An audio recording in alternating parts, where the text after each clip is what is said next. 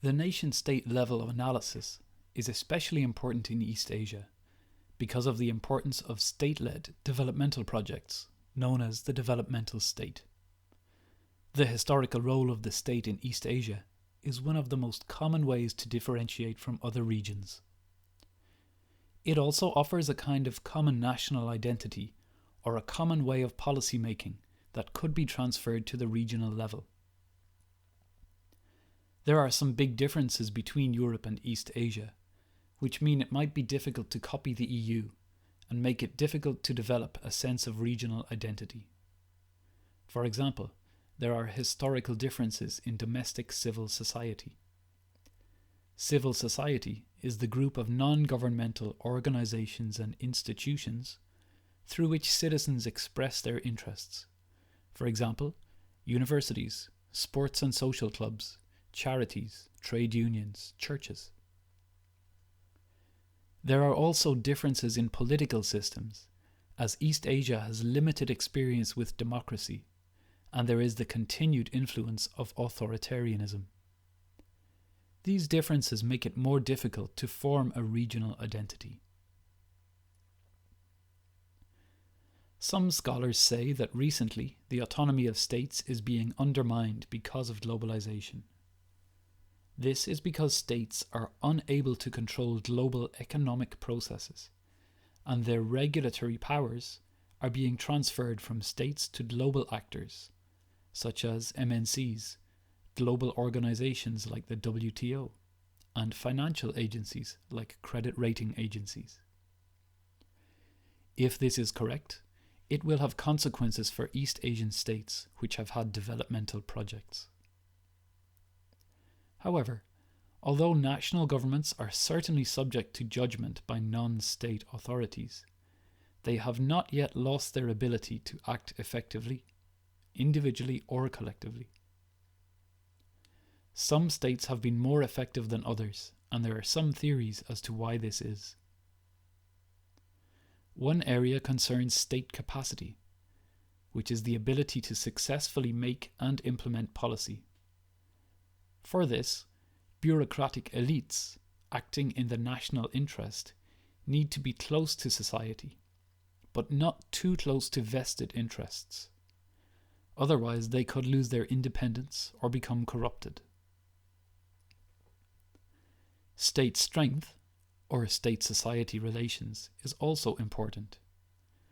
State strength is similar to state capacity, but it concerns the ability to reach into society and to extract the resources needed for development. East Asia has strong and weak states, and so it has different levels of economic development. Social control is important because without social stability and functioning institutions, development is difficult to achieve. The state is not a fixed entity. It is a set of goals that is constantly changing as it engages with other groups in society. This process is what formulates policy. However, this process also occurs in an international context that has more and more influence over what states can do. Therefore, it is vital to understand the relationship between states, their domestic policy-making capacities, and regional and global processes.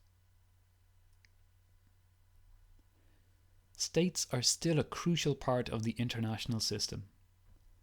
Capitalism is not the natural outcome of humans to the invisible hand of the market. It is an economic system imposed by the state, and it needs the regulatory and legal frameworks that states provide in order to survive. One of the most fundamental changes in East Asia is how it has been brought into the global capitalist economy.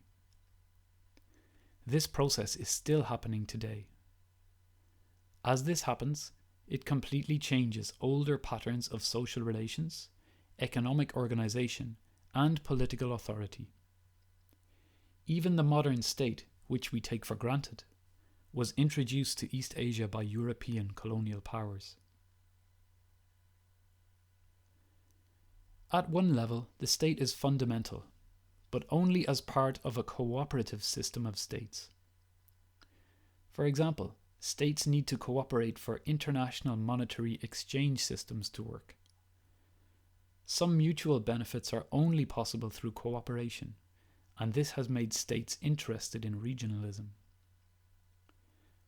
Although states seem constrained by the challenges of globalization, they respond to these challenges in different ways. There are different ways to explain this paradox. One explanation is that globalization requires states to act proactively in order for economic development to occur. States still have the ability to develop new forms of economic management based on cooperation and coordination. Another way to explain it is that political and economic space is no longer the same. Instead, there is a more complex set of relationships that transcend national borders. This changes the regional or global environment, but it also changes the state itself. The modern state is at the junction of a complex network of actors, institutions, and processes. Globalization challenges the state's sovereignty and forces it to think of new ways to adapt to a range of global and local organizational pressures as the international political economy changes.